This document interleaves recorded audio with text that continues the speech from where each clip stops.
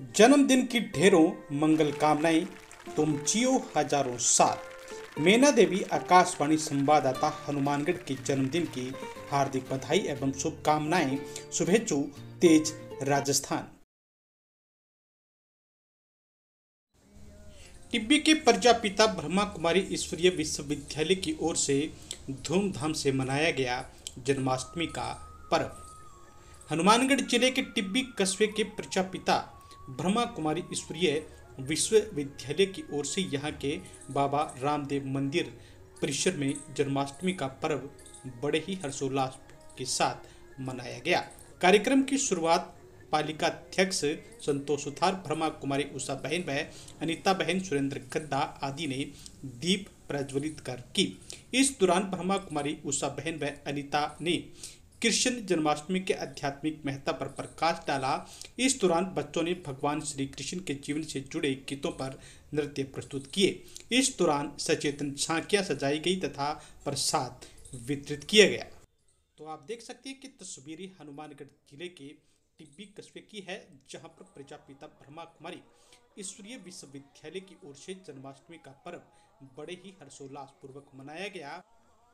इस मौके पे बड़ी तादाद में लोगों की भीड़ उमड़ी। तो आप देख सकते हैं कि तस्वीरें टिब्बी कस्बे के बाबा रामदेव मंदिर परिसर की है, जहां पर स्थानीय प्रजापिता ब्रह्मा कुमारी ईश्वरीय विश्वविद्यालय की ओर से जन्माष्टमी का पर्व हर्षोल्लास पूर्वक मनाया गया। इस दौरान बड़ी तादाद में लोग जन्माष्टमी पर्व के कार्यक्रम को देखने के लिए पहुंचे। के दिल में और उसने एक तुलसी का पत्ता भी रखा तो श्री कृष्ण जी तुल गए। कहने का भाव है कि तुलसी के पत्ते से नहीं तुले, लेकिन उसकी भावनाओं से तुल गए। और इसीलिए कहा जाता है, जागी रही भावना जैसी, प्रभु मूरत देखी दिन तैसी। अगर आपकी भावनाएं सत्य है, अगर आपकी भावनाओं में सच्चाई है, तो भगवान आपके हैं। और अगर आपकी भावनाओं में सच्चाई नहीं है, हमारे अंदर चोरी, ठगी, निंदा करने की आदतें में भरी पड़ी है, तो भगवान को हम किसी भी हालात में नहीं पा सकते।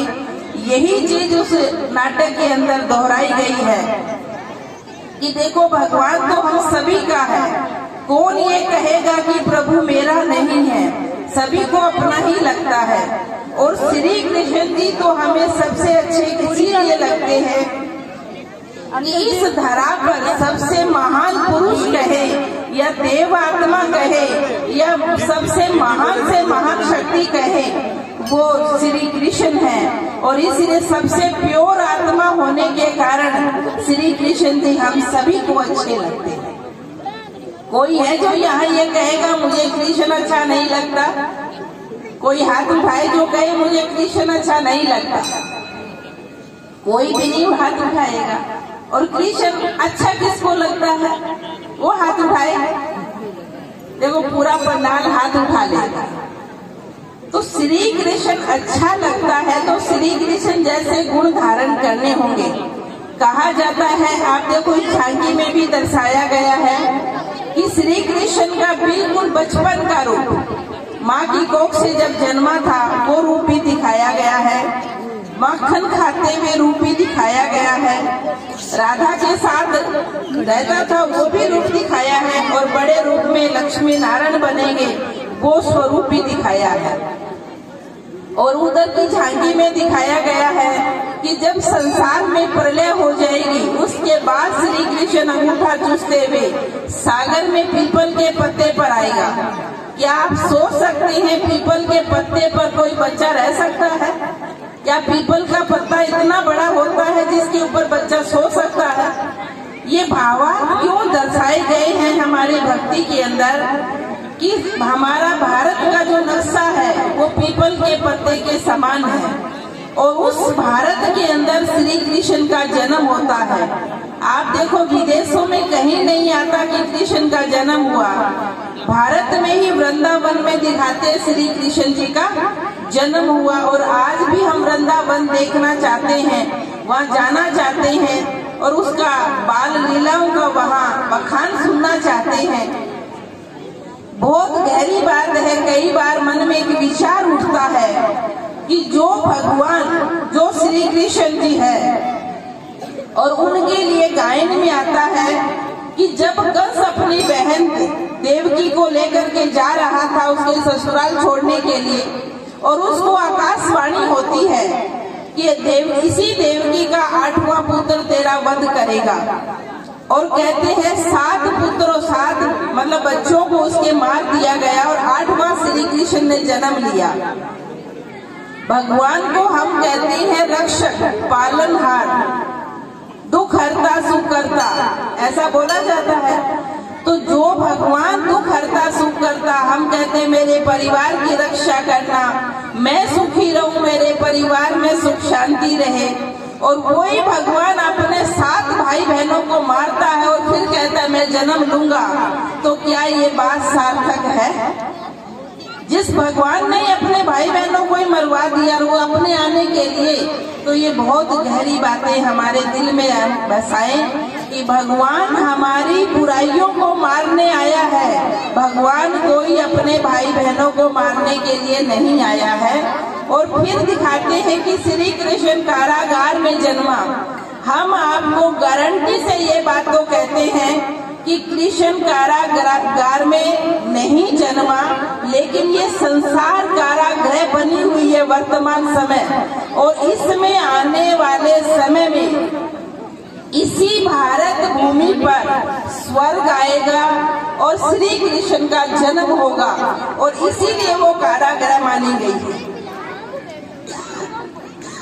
और कारागृह का दूसरा अर्थ है कि जो भगवान को मानता है, जो भगवान पे आस्था रखता है, उसके 7 ताले क्या चाहे 20 ताले लगे वो भी खुल जाते हैं। और ये बात आप हम ब्रह्मा कुमारी बहनों से पूछो कि हालांकि कई लोग हमें देख करके कह देते हैं कि ये बहनें शायद इन घर वालों के पास पैसे नहीं होंगे इसलिए इनको ब्रह्मा कुमारी बना दिया गया या सफेद कपड़े पहना दिए गए। आप अपनी एक बेटी को भी पहना के दिखा दो और ताउम्र जीवन को चला के दिखाओ। आप ये हमारे अपने अनुभव पूछो कि हम जब भगवान के बने तो हमारे सारे परिवार ने ताले लगाए और वो ताले तोड़ करके हम इस भगवान के ऊपर न्यौछावर हुए।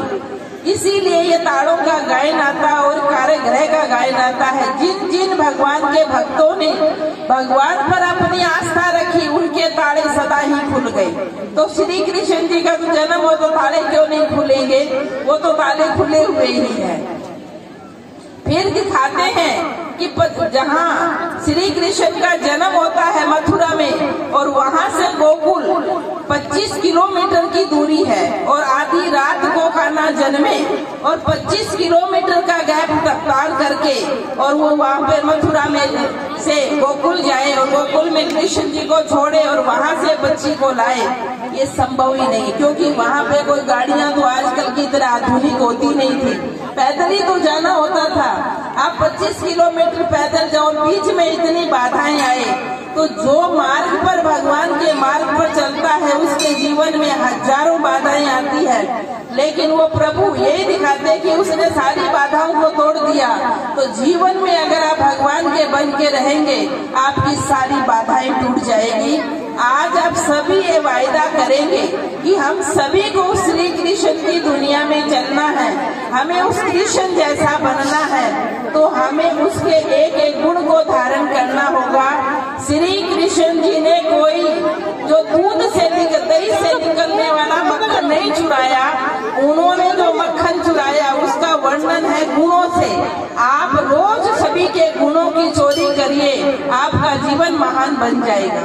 आप अवगुणों की चोरी करते हैं इसलिए जीवन में आपकी कमियां आ रही है। अगर गुणों की चोरी करोगे तो जीवन आपका महान बनेगा। जैसे दीदी ने भी बताया कि कहते श्री कृष्ण जी सखियों के चीर चुराते थे, क्या एक भगवान किसी को निर्वस्त्र करेगा?